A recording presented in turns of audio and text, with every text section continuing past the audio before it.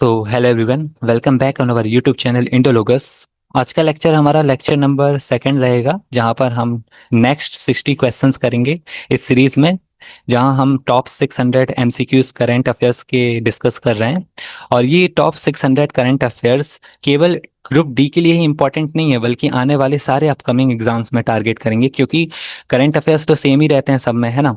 But किस exam के लिए आप टारगेट कर रहे हैं वो थोड़ा सा चेंज हो जाता है, क्योंकि किसी एग्जाम में करंट अफेयर्स का वेटेज ज़्यादा रहता है, किसी में बहुत कम रहता है, रेलवे में थोड़ा ज़्यादा हो जाता है। तो ये ग्रुप डी के लिए ही नहीं, बल्कि अपकमिंग जितने भी हमारे एग्जाम रहेंगे उन सब में आपको मदद करेंगे। तो चलिए शुरू करते हैं हमारा आज का लेक्चर, जो कि लेक्चर नंबर 2 रहेगा, जहाँ पर हम 60 से लेकर 120 हमारे करंट अफेयर जितने भी आ जाएंगे, क्योंकि टॉप शुरू के हमने 60 तो अपने प्रीवियस लेक्चर में कवर कर लिए, आज 60 टू 120 कवर करेंगे।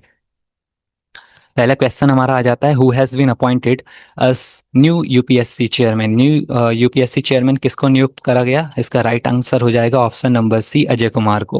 ओके, अब देखिए, अजय कुमार को अपॉइंट करा गया न्यू यूपीएससी चेयरमैन। और इनके बारे में कुछ और इम्पोर्टेंट इन्फॉर्मेशन, जैसे ये फॉर्मर डिफेंस सेक्रेटरी रह चुके हैं हमारे।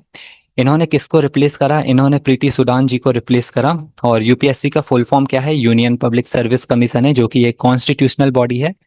पार्ट 14 में हमारे इंडियन कॉन्स्टिट्यूशन के डिफाइन है यूपीएससी, आर्टिकल नंबर 315 से 323 तक। यूपीएससी चेयरमैन और अदर मेंबर्स को कौन अपॉइंट करता है? प्रेसिडेंट अपॉइंट करता है अंडर द आर्टिकल 316। टेन्योर कितना रहता है? 6 साल का टेन्योर रहता है, या एज ऑफ 65 ईयर्स तक, जो भी हमारा पहला पूरा होगा उसके अकॉर्डिंग इनका टेन्योर रहता है। जो भी पूरा हो जाए, या तो 6 साल का टर्म पूरा हो जाए, या 65 साल की उम्र पूरी हो जाए। Which state topped the medal tally at the Khelo India youth games 2025? Okay, तो खेलो इंडिया गेम्स 2025 की मेडल टैली में हमारा महाराष्ट्र ने टॉप करा। और बातें जाने तो खेलो इंडिया यूथ गेम्स 2025 जो हमारा हुआ, वो पोस्ट स्टेट बिहार में हुआ। और इसका मस्कॉट क्या था? मस्कॉट हमारा गज सिम्हा रहा। गज सिम्हा से हमारा क्या मतलब है? Combination of elephant plus lion.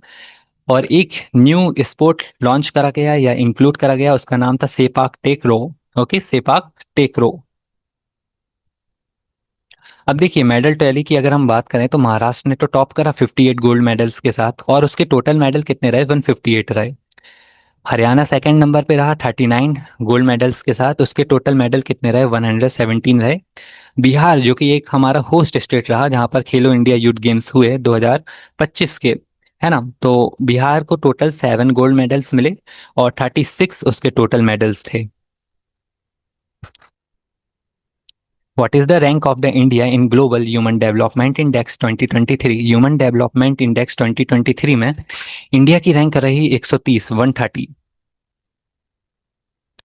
अब ह्यूमन डेवलपमेंट रिपोर्ट हमारा 2025 की, उसकी थीम क्या थी? A matter of choice, people and possibilities in the age of AI. Release किसने करा? रिलीज हमारा यूएनडीपी करता है, यूएन डेवलपमेंट प्रोग्राम करता है।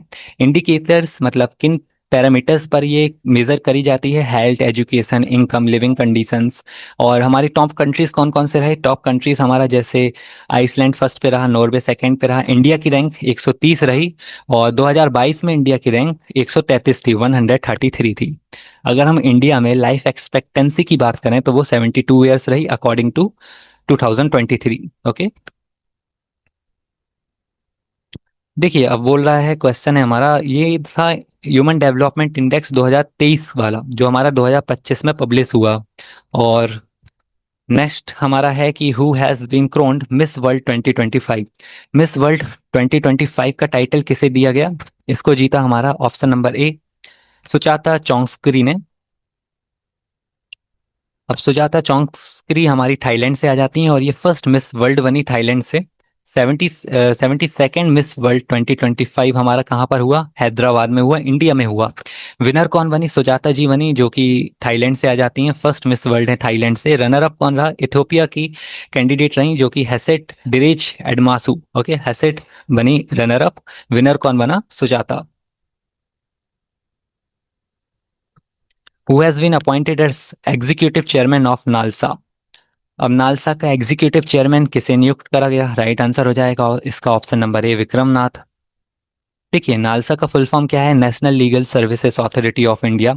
फॉर्म हुई थी ये 9 नवंबर 1995 में under the legal services authority act of 1987। Purpose क्या है? पर्पस यही है कि प्रोवाइड कराई जाए free legal services to weaker section, मतलब जो इकोनॉमिकली इतने स्ट्रांग नहीं है उन्हें फ्री लीगल सर्विसेज प्रोवाइड कराई जाए। और ये आप सब भी जानते होंगे, directive principles of state policy के तहत भी अंडर आर्टिकल 39A, जो हमारा मिनी कॉन्स्टिट्यूशन 42nd अमेंडमेंट 1976 से ऐड करा गया था, उसमें भी यही बात कहते हैं कि provide equal justice and free legal aid to weaker sections. और इसको इम्प्लीमेंट कौन करेगा? नालसा करेगा, जिसका एग्जीक्यूटिव चेयरमैन अभी विक्रमनाथ को नियुक्त करा गया है। Who is the Indian astronaut selected for the axiom mission 4? देखिए, एक्सियोम मिशन 4 के लिए इंडियन एस्ट्रोनॉट किसको सिलेक्ट करा गया था? शुभांशु शुक्ला जी को सिलेक्ट करा गया था। एक्सियोम मिशन 4 जो है वो प्राइवेट स्पेस फ्लाइट थी, कहाँ की? आईएसएस की, इंटरनेशनल स्पेस स्टेशन की। मेंबर कौन कौन थे उसके? पैगी विटसन, शुभांशु शुक्ला, कुजनांस्की और टिबुर कापू। Which state is setting up India's first artificial intelligence special economic zone? India का first artificial intelligence special economic zone किस स्टेट में सेटअप हुआ है? इसका राइट आंसर हो जाएगा option number A, Chhattisgarh. India का first AI data west park जो है वो सेटअप होगा, वेस्ट डेटा पार्क। लोकेशन रखी गई है छत्तीसगढ़ में, नावा रायपुर में। डेवलप कौन करेगा इसको? Rack bank data centers private limited company develop करेगी। एम यही रखा गया है कि एनहेंस कर सके हम एआई रिसर्च को, डेवलपमेंट को इंडिया में। प्रोजेक्ट कॉस्ट क्या रहेगी? प्रोजेक्ट कॉस्ट हमारी 1000 करोड़ रहेगी। Who has been honoured with Saraswati Samman 2024? Saraswati Samman 2024 की बात हो रही है। राइट आंसर हो जाएगा इसका भद्रेश दास स्वामी जी। ओके, भद्रेश दास स्वामी जी को दिया गया है सरस्वती सम्मान 2024 का। 34th सरस्वती सम्मान था ये, हमारा लिटरेरी अवार्ड है जो हमारा के बिरला फाउंडेशन देती है, जिसके तहत 15 लाख रुपए जो है वो प्रोवाइड कराए जाते हैं विनर को। और 2024 में कौन विनर बना? भद्रेश दास स्वामी जी बने, जो कि एक संस्कृत स्कॉलर हैं। उनको उनकी स्वामी नारायण सिद्धांत सुधा के लिए ये अवार्ड दिया गया। और फर्स्ट विनर कौन था इस अवार्ड का? Harivansh Rai Bachchan ji. What are the autobiography title the one cricket my life and more? देखिए, दावन को हम ऐसे रिलेट करेंगे, दावन मतलब शिखर धवन, धवन दावन। तो ये ऑटोबायोग्राफी है किसकी? शिखर धवन की। Right answer option number A. Who became India's first women at de camp two governor? Eight de camp की बात हो रहा है, गवर्नर की बात हो रहा है। राइट आंसर हो जाएगा ऑप्शन नंबर डी, मनीषा। देखिए, एट द कैंप हमारा कौन रहता है? मिलिट्री ऑफिसर रहता है, जो असिस्ट करता है हायर रैंकिंग ऑफिशियल्स को। ओके, हायर रैंकर ऑफिसर्स को असिस्ट करता है। अब आईएएफ इंडियन एयरफोर्स की ऑफिसर मनीषा पाधी जी इंडिया की फर्स्ट हमारी फीमेल एडीसी बनी है। किस स्टेट के गवर्नर के लिए? मिजोरम के गवर्नर के लिए। यहाँ से आपसे आपसे ये भी पूछ लेगा कि which person became the first women ADC to president of India? First women ADC, इसका राइट आंसर होगा option number B, Yashasvi Solanki ji. देखिए, यशस्वी सोलंकी जी हमारी first ever aide de camp बनी प्रेसिडेंट द्रौपदी मुर्मू जी की। ओके, फीमेल मतलब वुमेन कैटेगरी में वुमेन एडीसी बनी है पहली। Who launch the Aditi scheme for MSMEs? MSMEs से मतलब है माइक्रो स्मॉल मीडियम इंटरप्राइजेस, और इसको लॉन्च करा है, अदिति स्कीम को लॉन्च करा है मनोहर लाल खट्टर जी ने। अगर हम बात करें अदिति स्कीम की, असिस्टेंस इसका फुल फॉर्म हो जाएगा assistance for deployment of energy efficient technologies in industrial establishments. Launch किसने करा? लॉन्च करा हमारा minister of power and housing affairs, urban affairs. कौन है? हमारे मनोहर लाल खट्टर जी। इसका एम रखा गया कि एमएसएमईज को सपोर्ट कर सके। टोटल बजट जो है वो 1000 करोड़ एलोकेट करा गया है। Which state launched India's first tribal genome sequencing project? Right answer हो जाएगा ऑप्शन नंबर सी, गुजरात। अब देखिए, इंडिया का first tribal genome sequencing project Gujarat में लॉन्च हुआ। और लॉन्च किसने करा? गुजरात गवर्नमेंट ने ही लॉन्च करा कि टैकल कर सके हम इनहेरिटेड डिसीजेस को। फोकस करेगा ये केवल ट्राइबल कम्युनिटीज पर। जीनोम सीक्वेंसिंग की बात करें तो ये एक मेथड होती है use to read the complete genetic code, मतलब जो भी हमारी जेनेटिक इंफॉर्मेशन कोड रहता है, डीएनए रहता है, उसको कंप्लीटली हम रीड कर सकें ऑफ एन ऑर्गेनिज्म। और ये हमें एग्जैक्ट इन्फॉर्मेशन बताता है, एग्जैक्ट ऑर्डर बताता है 4 डीएनए बेसिस का। वो 4 डीएनए बेसिस कौन कौन से हैं? ATCG। India first digital nomad village has been opened in which state. देखिए इंडिया का फर्स्ट नोमैड विलेज मतलब डिजिटल नोमैड विलेज किस स्टेट में सेटअप करा गया। राइट आंसर हो जाएगा ऑप्शन नंबर सी, सिक्किम। और ये इंडिया के लिए भी बहुत बड़ी बात है क्योंकि हिली एरियाज, हिली जितने भी हमारे एरिया हो जाते हैं उनमें डेटा प्रोवाइड करा पाना, इंटरनेट सर्विस प्रोवाइड कराना अपने आप में एक बहुत चैलेंजिंग टास्क हो जाता है। तो ये हमारा सिक्किम में सेटअप हुआ। सिक्किम इंडिया का फर्स्ट डिजिटल नोमैड विलेज जो है वो ओपन हुआ सिक्किम में। सिक्किम में भी पाक्योंग डिस्ट्रिक्ट में इसको ओपन करा गया। पाक्योंग डिस्ट्रिक्ट में भी याकटेन विलेज में इसको ओपन करा गया। सिक्किम इसी के साथ इंडिया का फर्स्ट डिजिटल नोमैड विलेज वाला स्टेट बन जाता है। अंडर नोमैड सिक्किम इनिशिएटिव के तहत इसको ओपन करा गया। फीचर क्या है हमारा? फीचर यही रहेगा कि village offers high speed internet home stage for remote work. Okay. Which is India's first ISO certified police station. ISO certified police station हमारा पहला इंडिया का बना केरला का Arthunkal police station. Okay, Arthunkal police station बना। और इसके बारे में और इम्पोर्टेंट बातें जैसे इसको किसने सर्टिफाइड मतलब कि किसने डिक्लेयर करा? ब्यूरो ऑफ इंडियन स्टैंडर्ड्स ने इसको डिक्लेयर करा। When is world hepatitis day celebrated every year. World hepatitis day हमारा सेलिब्रेट एवरी ईयर कब होता है? 28 जुलाई को होता है। हेपेटाइटिस हमारी लीवर से रिलेटेड प्रॉब्लम है, डिसीज है। और ये क्यों सेलिब्रेट करते हैं? ये इसलिए सेलिब्रेट करते हैं कि birthday of Nobel prize winning scientist doctor Baruch Blumberg. Okay, Baruch Blumberg. उन्होंने क्या करा था? उन्होंने हेपेटाइटिस वी वायरस को डिस्कवर करा था। और थीम क्या रखी गई? 2025 की थीम रखी गई हमारी hepatitis let's break it down. अगर अभी अभी 2026 का भी आएगा तो उसको भी हम अपकमिंग लेक्चर्स में कवर कर लेंगे। ओके। हेपेटाइटिस हमारा वायरल डिसीज है, कॉज करता है हेपेटोट्रोपिक, जो कि हमारा अफेक्ट करता है लीवर को। मतलब लीवर में जो है वो सूजन मतलब इन्फ्लेमेशन आता है। और 5 तरीके के हमारे हेपेटाइटिस रहते हैं, ABCDE। जामाता is a joint sea exercise between India and which country. देखिए जा से हमारा तो यहाँ पर रिलेट हो रहा है जापान, है ना? तो राइट आंसर हो जाएगा ऑप्शन नंबर बी, जापान। अब जामाता जो है जापान में, इसका जामाता का मतलब रहता है see you later Japanese language में। कंडक्ट कौन कराता है? India and Japanese coast guard इसको कंडक्ट कराता है। इस बार कहाँ कंडक्ट हुई? चेन्नई में कंडक्ट हुई। Where was ISRO's space analogue mission Hope conducted. ये अभी हमारा क्वेश्चन पूछा गया था, MTS में पूछा गया था। और ISRO space analogue mission Hope कहाँ पर कंडक्ट हुआ? टसोकर वैली लद्दाख में कंडक्ट हुआ। अब देखिए होप का मतलब क्या है? होप का मतलब है Himalayan outpost for planetary exploration. Conduct हुआ हमारा लद्दाख वैली में हुआ, टसोकर वैली लद्दाख में।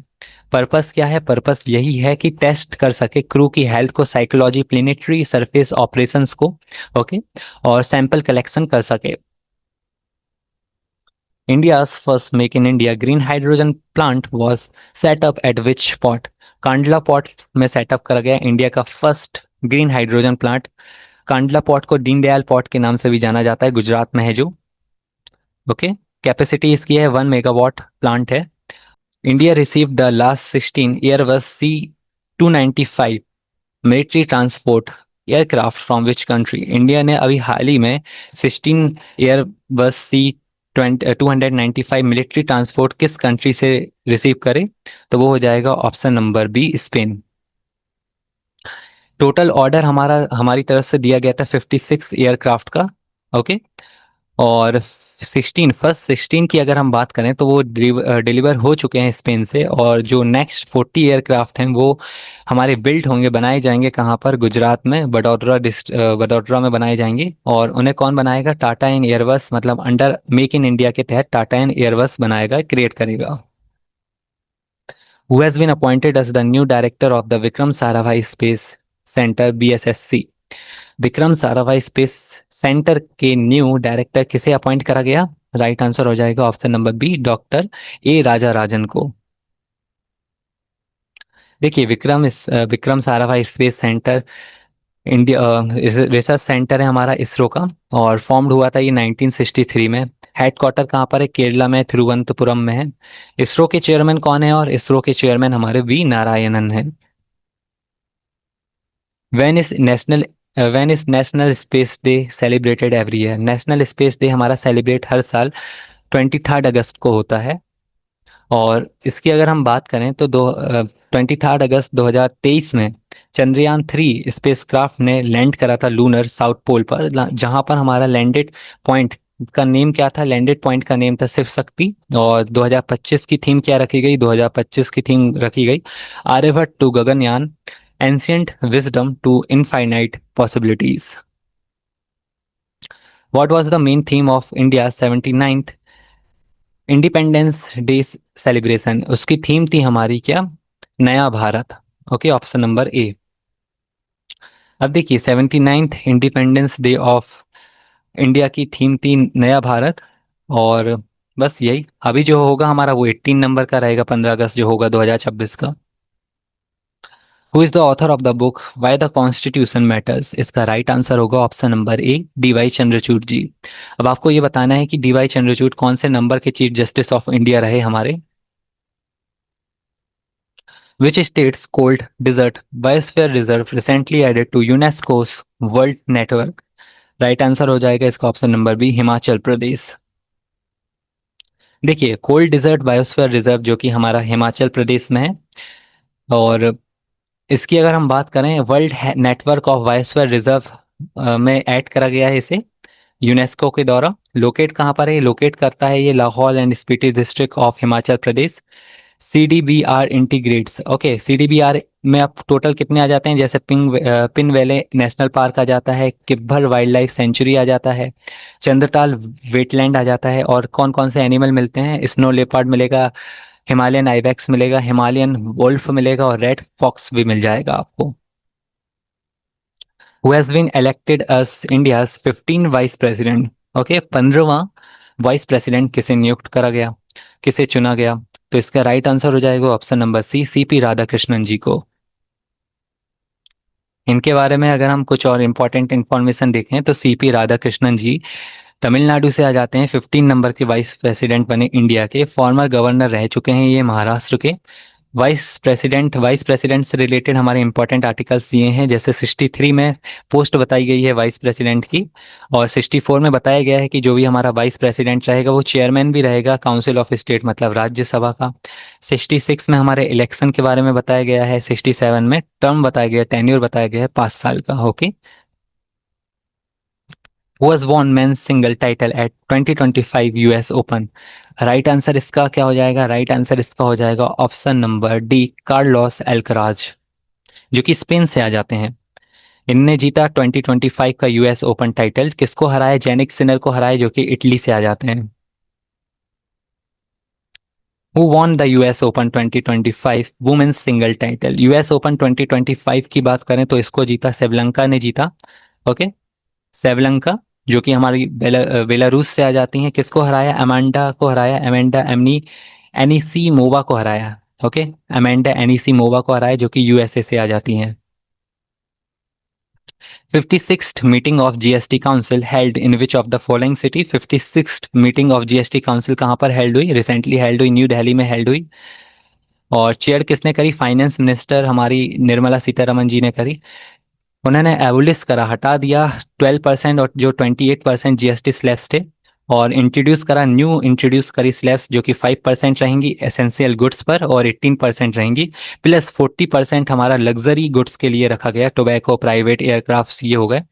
GST, नो GST, अब GST अप्लाई नहीं होगी लाइफ एंड हेल्थ इंश्योरेंस पर। Okay, all essential food items GST reduce कर दी गई, मतलब जितने भी हमारे एसेंशियल फूड आइटम्स थे उसमें GST रिड्यूस करके 5% कर लिया गया, जैसे भुजिया। ओके, भुजिया, बटर बटर, घी, मिल्क, चॉकलेट पर। इसमें से मेरी फेवरेट तो भुजिया है, आलू भुजिया। और GST काउंसिल की अगर हम बात करें तो कॉन्स्टिट्यूशनल बॉडी है, और अंडर द आर्टिकल 279 आ जाती है, 279A। इंट्रोड्यूस हुई थी 101 कॉन्स्टिट्यूशनल अमेंडमेंट से, एक्ट ऑफ 2016 से। ओके, याद रखना इतनी सारी इंपॉर्टेंट इन्फॉर्मेशन, इसको तो याद रखना क्योंकि फैक्ट में पूछ लेता है कभी कभी कब इंट्रोड्यूस हुई थी GST। 101 कॉन्स्टिट्यूशनल अमेंडमेंट से इंट्रोड्यूस हुई थी। When is goods and services tax GST day observed every year? Okay जी, हमेशा ऑब्जर्व करा जाता है GST डे 1 जुलाई को। The provisions of the sixth schedule are provided under which articles of the Indian constitution? Okay, six schedule के बारे में बात कर रहे हैं, उससे रिलेटेड आर्टिकल कौन सा हो जाएगा हमारा? 244(2) एंड 275(1). Option number B. अब देखिए न्यूज़ में क्यों है, न्यूज़ में इसलिए है क्योंकि लद्दाख ने ये डिमांड करी है कि उसको भी इंक्लूड करा जाए सिक्स शेड्यूल में, ट्राइबल पॉपुलेशन क्योंकि वहाँ पर 97% है। करंट में हमारे पास चार स्टेट्स आ जाते हैं, जैसे आज जो सिक्स शेड्यूल में है हमारे, AMMT मतलब आसाम, मेघालय, त्रिपुरा और मिजोरम आ जाता है ना। और एडी अब अगर हम बात करें ये क्या करेगा, अगर ये इंक्लूड हो गया तो it provides protection of tribal culture, land and identity, मतलब प्रोटेक्ट करना ट्राइबल कल्चर को, उनके लैंड को, उनकी आइडेंटिटी को, कस्टम्स को, कल्चर को, है ना। और अंडर द आर्टिकल 244(2) हमें क्या बताता है, सिक्स शेड्यूल अलाउस, हमें क्या अलाउ करता है, सेल्फ गवर्नेंस अलाउस करता है through autonomous district council. ADC जो है वो आपको सेल्फ गवर्नेंस जो है वो प्रोवाइड करती है। अब ADC क्या है, ADC कैन मेक लॉस, जो कि लॉ क्रिएट कर सकती है लैंड पर, फॉरेस्ट पर, हेल्थ पर, एग्रीकल्चर पर, लोकल कस्टम्स पर। ओके, 275(1) क्या बताएगा हमें, 275(1) यही बताएगा आर्टिकल कि grants in aid, grants in aid मतलब कि हेल्प प्रोवाइड कराना, जो भी हमारे सिक्स शेड्यूल में स्टेट्स आ जाएंगे। करंट में कितने हैं, चार स्टेट्स ही हैं। When will Ayurveda Day we celebrated annually starting from 2025? Ayurveda day हमारा कब सेलिब्रेट होगा? देखिए अब आयुर्वेदा डे जो है वो हर साल सेलिब्रेट होगा 23 सितंबर को। पहले आयुर्वेदा डे होता था हमारा सेलिब्रेट धनतेरस के दिन, ओके, बट अब जो है मिनिस्ट्री ऑफ आयुष ने फिक्स कर दिया है कि हर साल 23 सितंबर को ही हम सेलिब्रेट करेंगे। थीम क्या रखी गई थी 2025 में, थीम रखी गई थी Ayurveda for people and plant.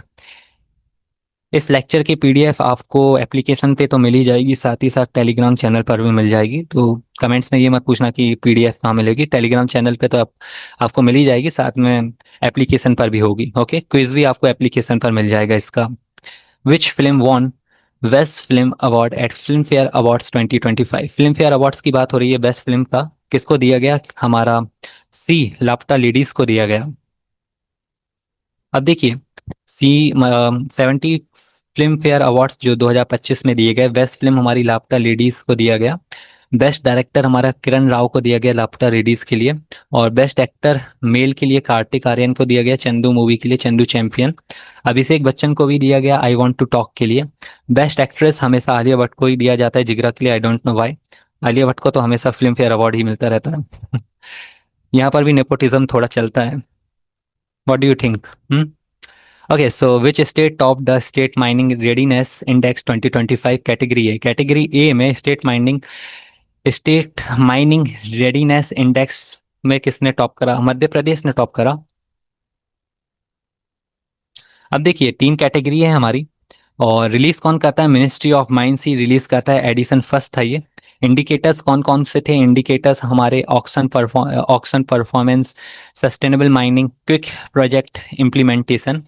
और अगर हम बात करें कैटेगरी, तीन कैटेगरी थी हमारी जिसमें मध्य प्रदेश कैटेगरी ए में टॉप करा, राजस्थान फिर गुजरात, कैटेगरी बी में गोवा ने टॉप करा, उत्तर प्रदेश फिर आसाम, कैटेगरी सी में हमारा पंजाब ने टॉप करा, UK फिर त्रिपुरा।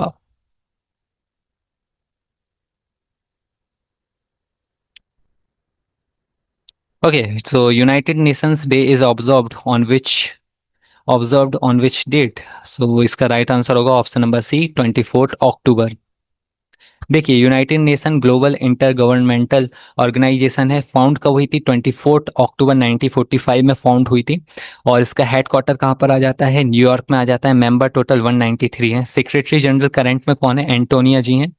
ऑफिशियल लैंग्वेजेस इसकी 6 हैं। ओके, यूनाइटेड नेशन की ऑफिशियल लैंग्वेजेस 6 हैं। इसको हम ट्रिक से याद रखेंगे, फेसर्स से हम इसको याद रख सकते हैं, FACERS। फेसर्स में F हमारा हो जाएगा French, Arabic, Chinese, English, Russian and Spanish.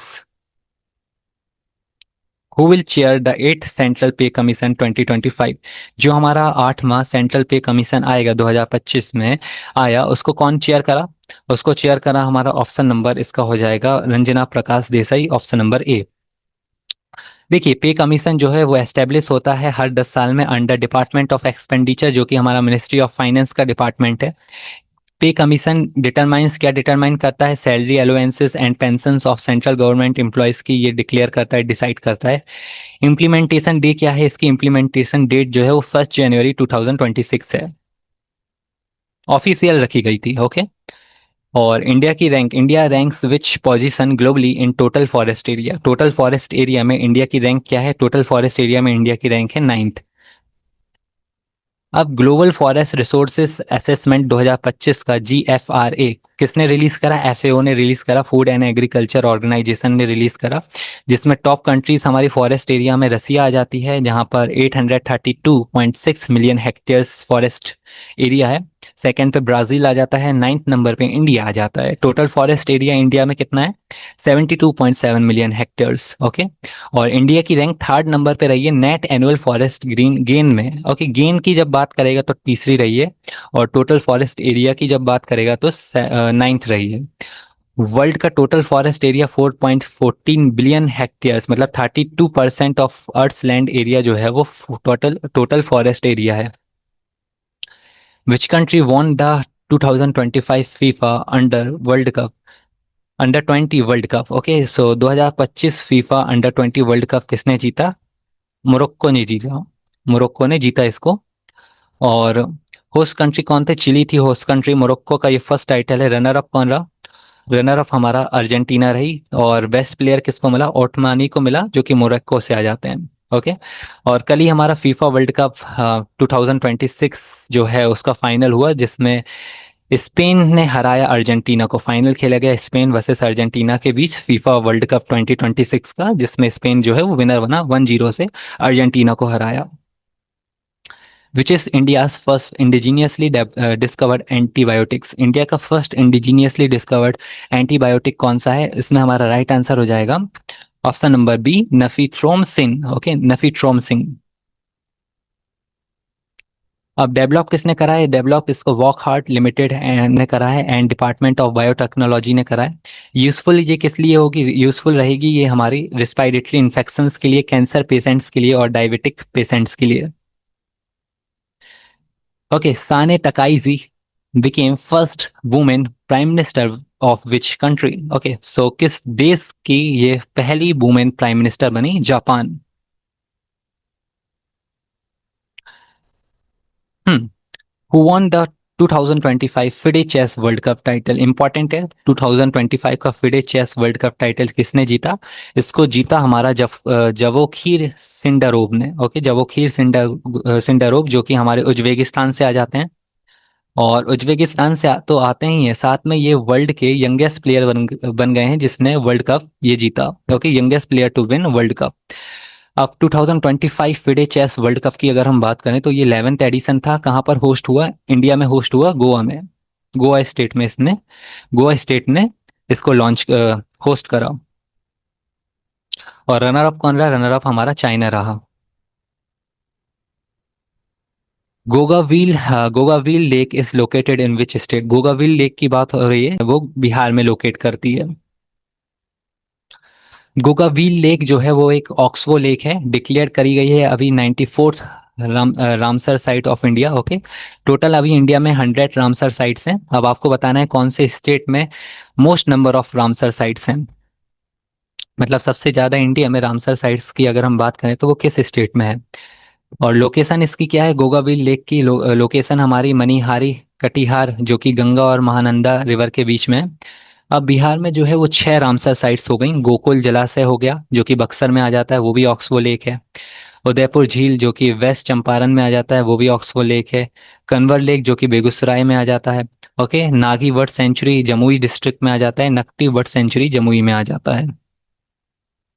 Which satellite has been launched by ISRO as its heaviest communication satellite? Heaviest communication satellite की बात हो रही है, तो इसका राइट आंसर हो जाएगा option number B, CMS-03। Okay, ये इसरो की ही सैटेलाइट है। CMS आपसे अगर फुल फॉर्म पूछ ले तो CMS कम्युनिकेशन सैटेलाइट है, इंडिया की हैवीएस्ट है। लॉन्च डेट क्या थी? 2 नवंबर 2025, लास्ट ईयर लॉन्च करा गया। फॉर्म कहाँ से? सतीश धवन स्पेस सेंटर श्रीहरिकोटा से। रॉकेट कौन सा यूज हुआ? ये रॉकेट पूछता है अक्सर। रॉकेट यूज हुआ हमारा LVM-3M5। वेट कितना है? 4400 kilogram. Which country won the 2025 Davis cup title? ठीक है, डेविस कप टाइटल किसने जीता? इसका राइट आंसर हो जाएगा ऑप्शन नंबर बी, इटली। अब 2025 का डेविस कप, जो कि हमारा टेनिस टूर्नामेंट है, किसने जीता? एडिसन, वो हमारा 113 नंबर का था। विनर इटली बना। रनर अप कौन रहा? स्पेन रहा। Which country hosted the G20 summit 2025? G20 summit 2025 का किसने होस्ट करा? जो हमारा 2025 का था वो होस्ट करा हमारा साउथ अफ्रीका ने, 2024 का ब्राजील ने होस्ट करा था, 2026 का भी यूएसए ने होस्ट करा। 2025 का G20 समिट जो कि हमारा 20 एडिशन था, जोहानेसबर्ग में हुआ साउथ अफ्रीका का, और ये फर्स्ट G20 समिट था अफ्रीकन कॉन्टिनेंट में। चेयर किसने करा, चेयरमैन कौन रहा? साइरिल रामाफोसा रहे, जो कि प्रेसिडेंट है साउथ अफ्रीका के। और थीम क्या रही? Solidarity, equality and sustainability. इसको याद रख लेना कि G20 अब G21 है, ग्रुप ऑफ 21 है, इंटर गवर्नमेंटल फोरम है। ओके, मेंबर कितने हैं? मेंबर टोटल 19 कंट्रीज के हैं, बाकी इसमें यूरोपियन यूनियन को इंक्लूड करा गया और अफ्रीकन यूनियन को भी इंक्लूड करा गया। फाउंड कब हुआ था? 1999 में फाउंड हुआ था।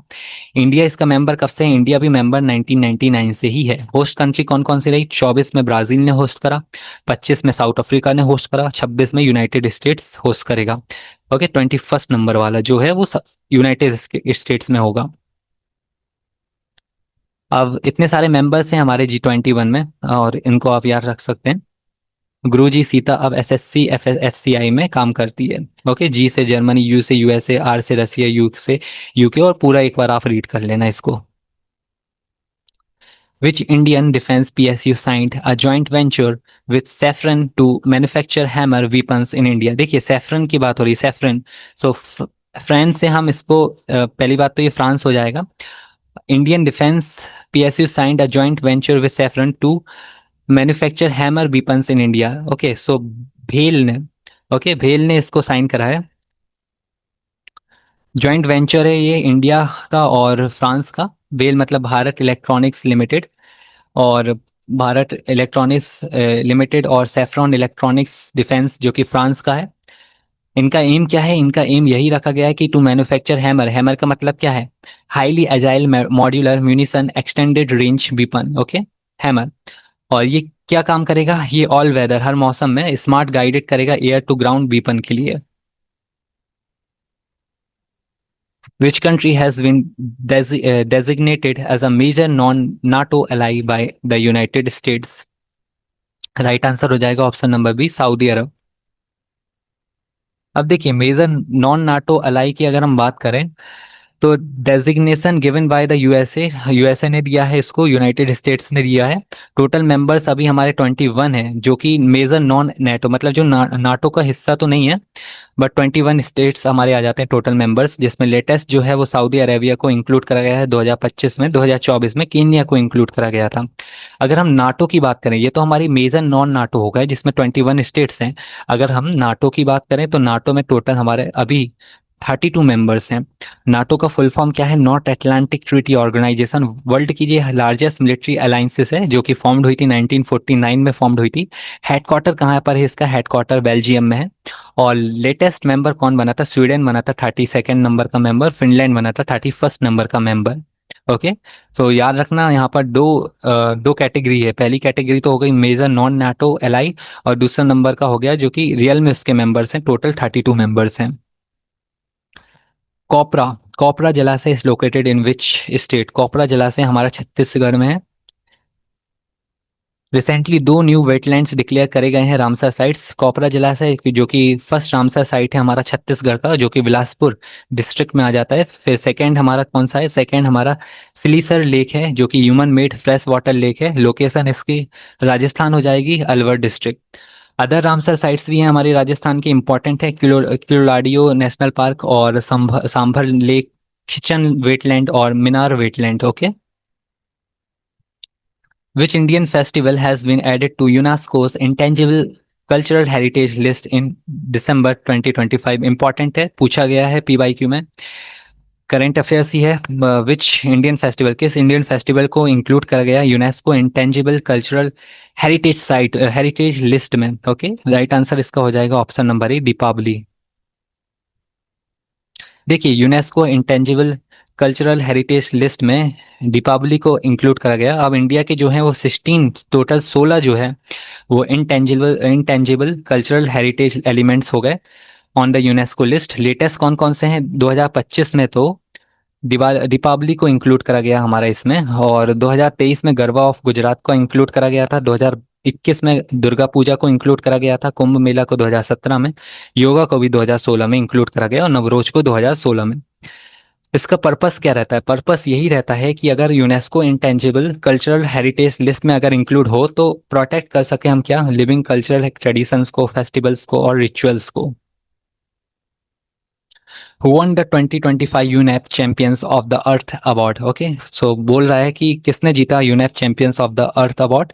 ये जीता हमारा option number D, Supriya Sahu ji ने। देखिए, champions of the earth award किसको दिया गया? यूनेप का, इसको यूएन इन्वायरमेंट प्रोग्राम का इसको दिया गया option number D, Supriya Sahu ji को। और कौन देता है इसको? यूनेप ही देता है, यूएन इन्वायरमेंट प्रोग्राम ही देता है। 2025 में विनर कौन बना? सुप्रिया साहू बनी, जो कि एडिशनल चीफ सेक्रेटरी रह चुकी हैं तमिलनाडु की। Recently, world's largest open air theatre festival Dhanu Yatra held in which state? Okay, बोल रहा है ओपन ईयर थिएटर फेस्टिवल जो धनु यात्रा है वो कहाँ पर हेल्ड हुई? वो हमारी हुई ऑप्शन नंबर डी, उड़ीसा में। धनु यात्रा वर्ल्ड की लार्जेस्ट ओपन ईयर थिएटर है जो हेल्ड हुआ एनुअली कहाँ पर? बरगढ़। ओके, बरगढ़ उड़ीसा में। और ये क्या बताता है? डेपिक्ट लॉर्ड कृष्णा की और किंग कंस की।